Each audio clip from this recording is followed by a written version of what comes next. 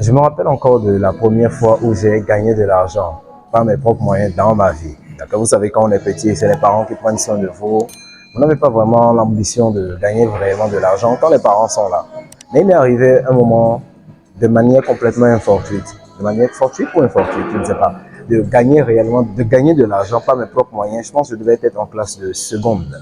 Il y a eu un événement et voilà, et j'ai compris en fait le moyen par lequel on pouvait gagner de l'argent. Aujourd'hui, dans cette vidéo, je vais partager avec vous le prix à payer pour devenir millionnaire. Je ne veux pas que vous passiez votre temps à regarder nos vidéos et apprendre de nous sans jamais passer à l'action.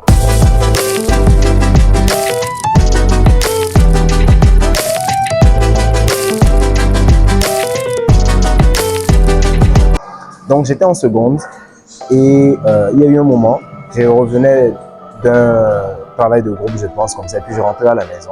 Et ce jour-là, il y avait beaucoup plu. Il y avait énormément de pluie dans le quartier. Toute la rue était inondée. Pour ceux qui ont vécu au Bénin, vous savez de quoi je parle. Quand il pleut, vous pouvez avoir une inondation sur plusieurs centaines de mètres. Donc, je rentrais à la maison et dans ma ruelle, effectivement, tout était inondé.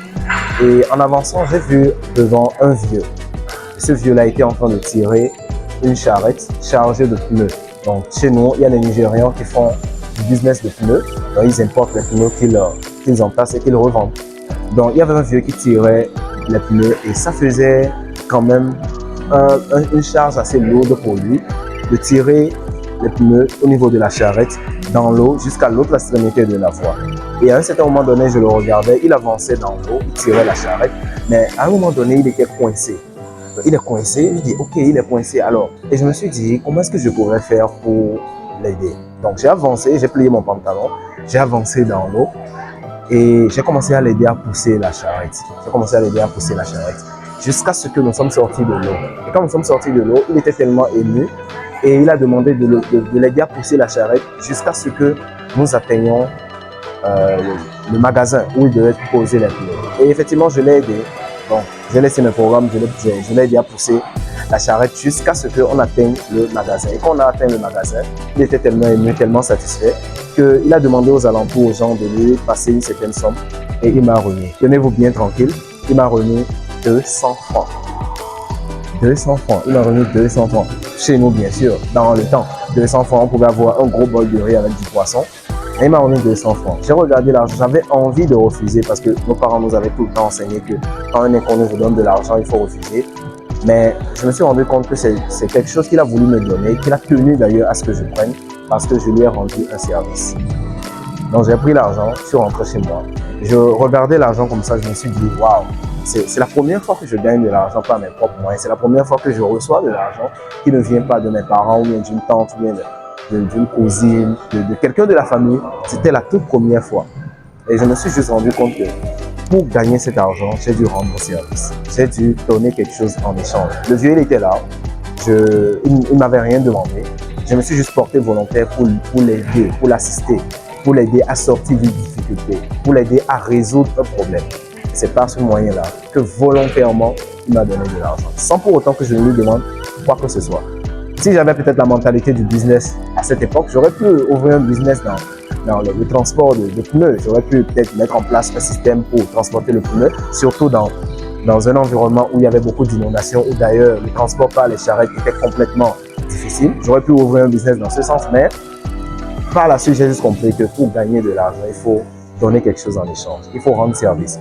Il faut faire quelque chose pour aider les gens. Il faut faire quelque chose pour sortir les gens d'un problème particulier. Il faut faire quelque chose pour aider les gens à sortir d'une difficulté. Dès le moment où j'ai compris ce principe, je sais que je ne pourrai plus être pauvre. Pourquoi? Parce que quand on parle de pauvreté, c'est quelqu'un qui ne gagne pas d'argent. Alors que pour gagner de l'argent, il faut rendre service. Et pour rendre service, il faut avoir de quoi rendre service. Dans mon cas, c'était la force musculaire. Mais dans d'autres contextes, ça peut être la connaissance, ça peut être l'expérience, ça peut être un produit, ça peut être un service, peu importe. Mais il faut avoir de quoi rendre service. Et plus on rend service aux gens, plus les gens nous payent en retour. C'est ce qui fait qu'on devient riche. Donc, si vous voulez devenir millionnaire, que vous passez votre journée dans votre canapé à regarder sur TikTok, à défiler les choses sur les réseaux sociaux, vous allez peut-être perdre du temps, mais vous ne pourrez pas gagner de l'argent. Parce que pour gagner de l'argent, vous devez sortir et offrir quelque chose aux gens. Vous devez donner quelque chose en échange. Et si vous donnez à peu de personnes, vous allez avoir peu d'argent. Mais si vous donnez à beaucoup de personnes, vous pouvez avoir beaucoup d'argent. Donc, le prix à payer pour devenir millionnaire, il y en a beaucoup. Beaucoup de personnes veulent devenir millionnaire, milliardaire, mais ce dont ils ne se rendent pas compte, c'est quel est le prix à payer en échange. Parce que pour avoir les 200 francs que j'avais eu quand j'étais jeune, j'ai dû donner quelque chose en échange qui était équivalent à ce que j'ai reçu. Donc, de la même manière, si par exemple je veux gagner 1 milliard, qu'est-ce qu'il faudra donner en échange de 1 milliard? Si vous voulez gagner 100 millions, qu'est-ce qu'il faudra donner en échange de 100 millions?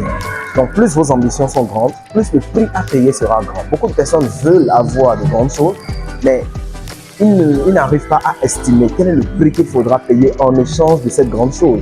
On veut avoir tous de grandes maisons, de grosses voitures, etc. Mais il faut toujours évaluer le prix à payer en échange de cette chose. Quand on évalue mal le prix à payer, on travaille dans un sens, mais ce n'est pas toujours équivalent à ce qu'on pourrait recevoir. C'est la raison pour laquelle on bosse, on n'arrive pas toujours à obtenir le résultat qu'on veut. Donc, vous devez toujours poser la question de savoir quel est le prix à payer pour obtenir ce que vous voulez.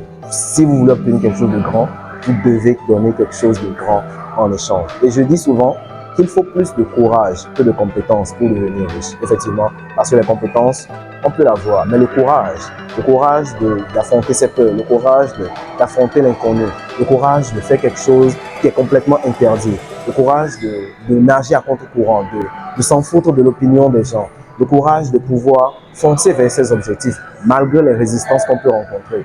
Devenir riche demande beaucoup de courage parce qu'il faut du courage pour payer le prix. Donc, quand vous vous dites, je veux obtenir telle chose, je veux obtenir tel résultat dans n'importe quel domaine, à côté, vous devez noter quels sont les prix que je dois payer en échange pour l'obtenir.